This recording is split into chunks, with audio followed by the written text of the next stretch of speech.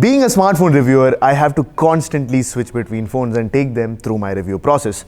Now, the evident instability in one phone necessitates the use of a secondary phone or a pseudo-primary phone as I call it. Now, this is the phone that always stays in my pocket, whether I'm reviewing a phone or I'm not reviewing a phone. When I'm not reviewing a phone, this is the phone that I use as my primary. When I'm reviewing a phone, then this phone still stays in my pocket. Now, since there are a lot of flagships lying around in our office, I'd be a fool not to use the best among them. And that's what I usually do. But this time around, I decided to take a little challenge. I used the Asus Zenfone Max Pro M2 as my primary and my pseudo-primary phone, if you will. My both SIMs are in this phone, and let me tell you how it went. Hey, this is Sreehari from Mr. Phone, and let's get started.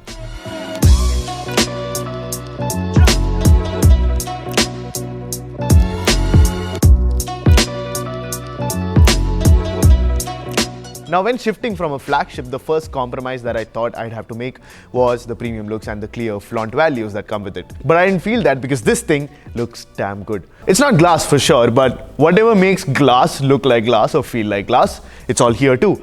It's shiny, it's glossy, it's subtle looking, and it's got the heft. And also, Asus has used a very special lamination that you'll be able to see in this shot, where you'll see a lot of reflection when light falls on it. It's a very unique look that this phone has, and I really love the subtle color on this because it seems very muted but still manages to stand out. Now, another thing that I do a lot with my phone is use the Google Assistant. That's what I use to set up all my reminders, all my to-dos list, to call anyone, to set up a meeting. Everything that I do it through the Google Assistant. And this running stock Android actually helps me do that in a very seamless way. So I have a Google Home at my home.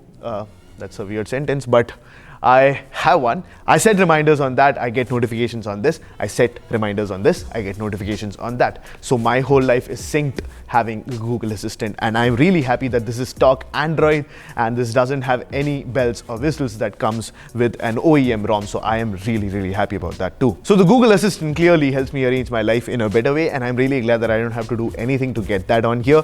Also, just like the Google Assistant, assisting us to make this video is Asus. Now, flagships today have great displays, some of them LCD, some of them OLED or AMOLED or Super AMOLED. This one is simply LCD, but honestly, I did not find a big difference, and I'm pretty sure that you wouldn't either. The colors are great, the details are very good, and the 1080 by 2280 resolution on this, as even you know, is honestly what a lot of flagships also offer today.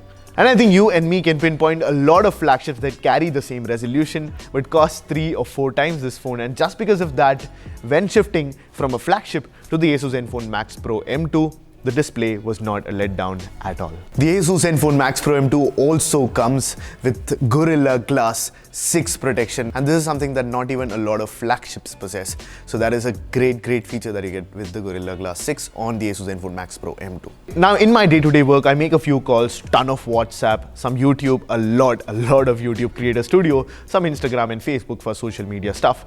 And I think that's why I did not miss my flagship at all. I think because I'm not a big gamer, I don't play a lot of games, I did not feel the difference when shifting from a Snapdragon 845 to a Snapdragon 660. But that said, when I did have to play some PUBG, I obviously was not able to play at high settings, but the smoothness and the snappiness of the phone was still there. And when we would have those long hours of PUBG sessions in the office, I did not have to go looking for a charger because of the massive 5000 mAh battery, and that battery does not make the phone thick at all. So I think it's a win-win situation here. And the fact that the Snapdragon 660 is able to strike the perfect balance between good performance and getting good battery life, I think this was a very good choice for the Asus Zenfone Max Pro M2. Also, there are a few phones that cost way more with the same Snapdragon 660 processor. So I think you should be pretty happy with the processor choice on the Asus Zenfone Max Pro M2. Now, apart from all of this, the other thing that I'm also used to do a lot with my flagship phone is take a lot of pictures. And I, of course, this time, because I have the Asus Zenfone Max Pro M2 as my only phone, this is the phone that I used to take all the pictures around me. And one thing that I have to tell you is that honestly, this is clearly not a flagship grade camera, because the pictures that came out of that flagship looked slightly different from the pictures that come out of this. But that said, That is purely because I've been using flagships a lot. All the different flagships take pictures a certain way. Now the images that come from those flagship cameras barely justify the price that you pay for it, or even if they do justify the price for it. But when you take a look at the pictures that come out of the Asus Zenfone Max Pro M2, what you'll realize that you're getting a very value for money phone where the pictures cost much more than the price tag of the phone suggests.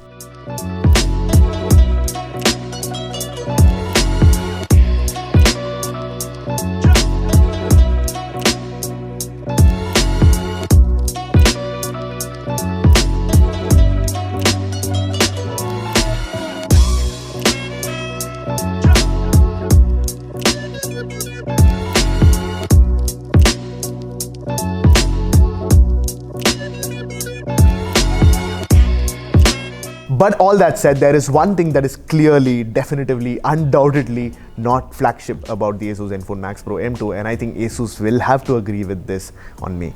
And that is the price of the Asus Zenfone Max Pro M2. It's clearly not flagship. The phone starts at only 12,999, and that's, I think even you can tell me in the comment section if the price is crazy or not for the amount of processor that you're getting, for the amount of processing power that you're getting, for the display, the design, everything on this. Now the reason I made this video is of course to show off that I can use a flagship, and also to tell you that I've been using flagships a lot. And even after that, when I use this phone as my only device, apart from a few compromises that I have to make, I think I don't really have a problem with using this device as my main device for a long time. And for a lot of people who may have never used a flagship before, the Asus Zenfone Max Pro M2 is going to be a hell of a device. And this is going to be your first flagship experience by every stretch of the term. So I guess with that, we come to an end of this video. Thank you so much for watching. If there's anything that you want to tell me, any feedback, anything, please let me know that in the comment section below. And that's it for this one. Thank you so much for watching. This is Sreehari with the gorgeous looking Asus Zenfone Max Pro M2 from Mr. Phone, and I'll catch you in the next one.